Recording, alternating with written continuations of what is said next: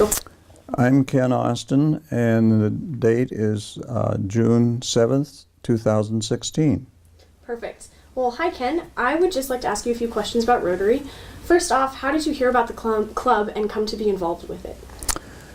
Well, that's really an interesting question, because in the days that I started the company, which was 1965, Rotary met downtown on First Street in what we call the old bus depot, which later became Bowman's Restaurant.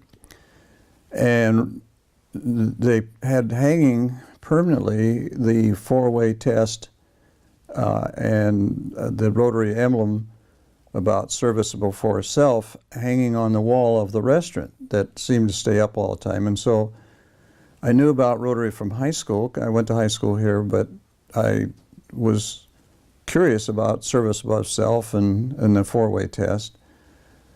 And after starting the business, I had the opportunity of visiting both Rotary and Kiwanis, and I joined Rotary because Rotary was just so much more friendly. Even though I was a lot younger, they were just much nicer people to be around, I thought. So joined the Rotary, and the rest is history. All right. What about your time as president? Can you give me some of the highlights of that time? Well, I think Rotary had a lot to do with my success, and not only in business, but in just success as a person. I kind of was a leader. I think you might say a natural leader. I was active in leadership roles in high school, and took a real active interest. And it was quite a short period of time, because I joined in '65 and was president in '71. And so the business, my approach to Rotary was treat Rotary just like you would treat your business. And I was really interested in the Rotary meetings that we had at district level, the district conference and all. And so I met some of the neatest business people outside of Newburgh that were in Rotary, which had an impact on my life. I was given some great ideas in leadership and great ideas in running a business. So it was a good time. We did a lot. I thought it was kind of amazing, because our little company I had an assistant, and the company was growing and was one of the larger employers. But as some of the members of Rotary said, you're the only one that has an assistant and has anybody that can type letters and do the things that are very commonly done today with the internet has changed the way the world works. But the other thing was we got really involved in pumpkins. We had a pumpkin contest, and at one point I said, is this a Rotary Club or a darn pumpkin club? So we were pretty active in the community. The pancake feed clear back then. We did things at the rodeo grounds, St. Paul Rodeo, to raise money. And I actually was so darn busy that I came up with the idea that if there was a project, you either pay cash or go work. But there's no such thing as just sitting on your hands. And then that worked out. The other thing was that if you didn't want to go, you could pay. So we raised more money from people paying not to go than we did from the project. So what's your next one? Do you have any favorite memories from, I mean, you kind of just listed a whole bunch, but do you have any really standout memories from your time in the club? I would say there was a lot of memories. And I would say some are of the Noon Club memories, but there was also a lot of Rotary memories. So it's going to be a little hard to separate the latter years from the early years.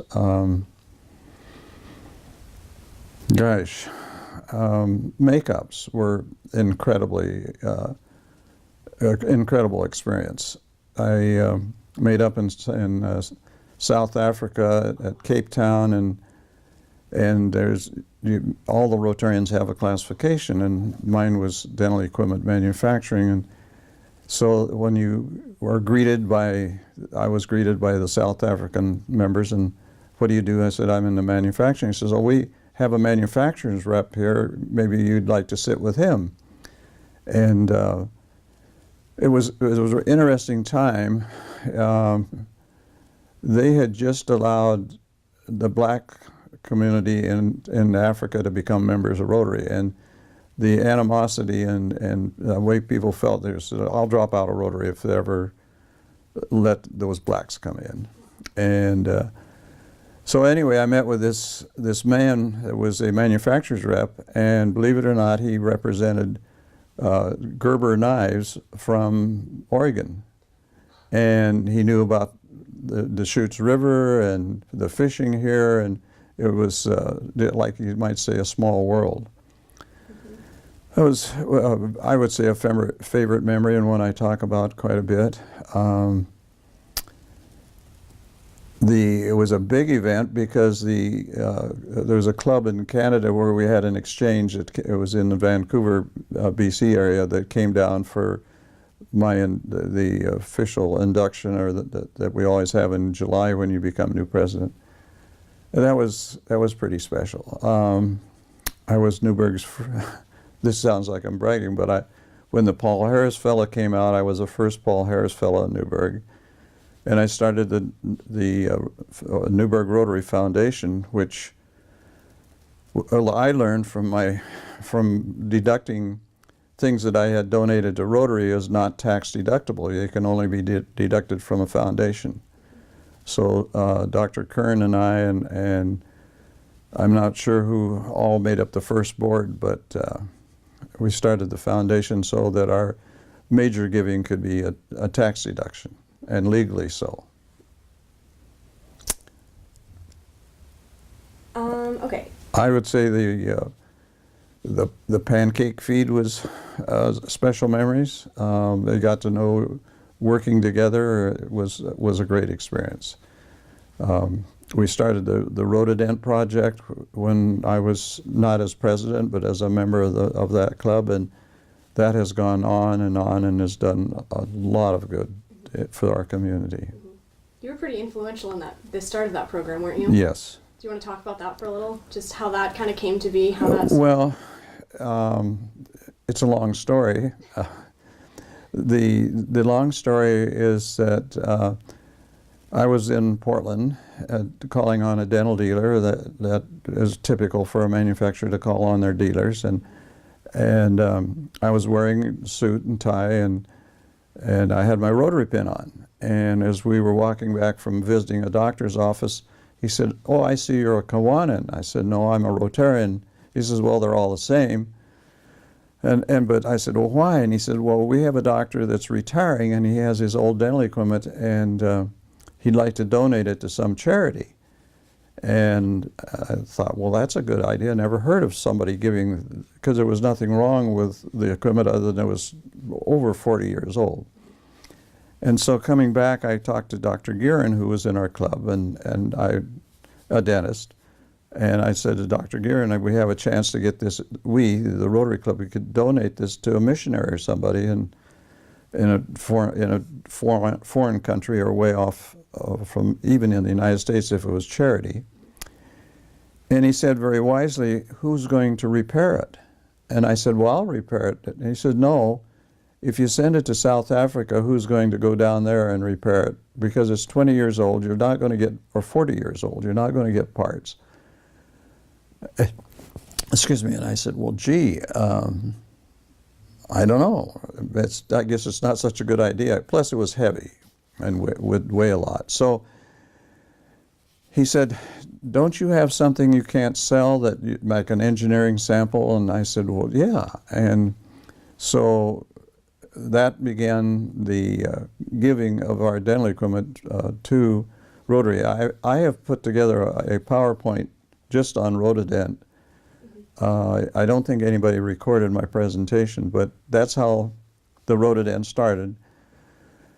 And we soon didn't have things that were either returned or used to give, so we started making the product ourselves, and we called it the Rotodent, because the word dent was, we had the tray cart and the Dentacart, and so the rotary is the rota part of it, and dent was for dentistry. Today, you can't use rotary or rota in something you name, even though it's a gift. So we have to use the word tota on our chair, but not on the dental units. So my whole life has been working. I really got started in dentistry working on portable equipment, things that were used in the field. So it was just natural. I have no idea, but I would say it's well over $1 million that's been given to Rotary. Wow, that's very, very interesting. What about how would you say Rotary has impacted you and influenced your life? Well, one of the things that I experienced was getting people to understand how my wife and I thought about business, and I thought of, well, if we could just have a business philosophy like the four-way test, and so we ended up with what we call the ADEC way with 15 principles, and it concludes with a six-way test rather than a four-way test, and you answer those 6 questions about every business decision you make, and it'll be a very ethical, fair to all concerned, a very balanced kind of business decision. So I would say that Rotary affected how we performed in our business here in town. All right. I think that kind of. Oh no, one more question. Do you have any advice for future Rotarians? Don't join Rotary for business connections. Join it to be service to others. And our motto of service above self is an incredible model, and just wish that everybody would think that way, is how can I serve my fellow man? How can I serve those who are less fortunate? And so we go clear back to that restaurant here in town that had the banner hanging there. What does service above self mean? It means just exactly that. It's not all about us, it's about someone else. Very great advice. So I think that covers all the questions I wanted to ask. Is there anything else you want to add about Rotary that you think people should know or that we didn't get to talk about? I think the project that we have going on here, because we're building a portable chair that I designed. I say we, the Morning Club is building this chair. And it raises funds, but it's also a fun, F-U-N project. And I think that having fun, whether it be flipping pancakes or making sandwiches at the rodeo or picking up litter as a team or helping with Habitat for Humanity, those are experiences. It's just like being on Serve Day at George Fox, similar concept. But the Rotary was, for many years, was known as the club, the service club you'd go to if you wanted money. And if you wanted something done to have manpower and people helping, Kiwanis would be there. Well, Rotary has become more and more a service organization. And it bothers me when I see people wanting to join Rotary that I think, well, if everybody in the club's going to buy my services, use my services. And you almost should leave your business at home when you go to your meetings, or don't call on somebody that's a fellow Rotarian to try to sell them something. If somebody wants to buy from you, is different than if you want to sell to them. I believe in show and tell and not sell. This is one of my business philosophies. That I don't like people to try to sell me things, so why should I try to sell things to others? I can show and tell you, but I don't want to sell. So a lot of experiences from Rotary have helped me. The other thing that I've found very rewarding is working I've been a speaker for a number of years at Rotary Youth Leadership Camp. Just working with young people, telling them my story of having a problem with alcohol, and that it's not a failure if you have addiction, if you can lick it, if you can get out of it. So another rewarding thing of that experience. Well, that covers everything I was going to ask you, so thank you very much for your time. You're welcome.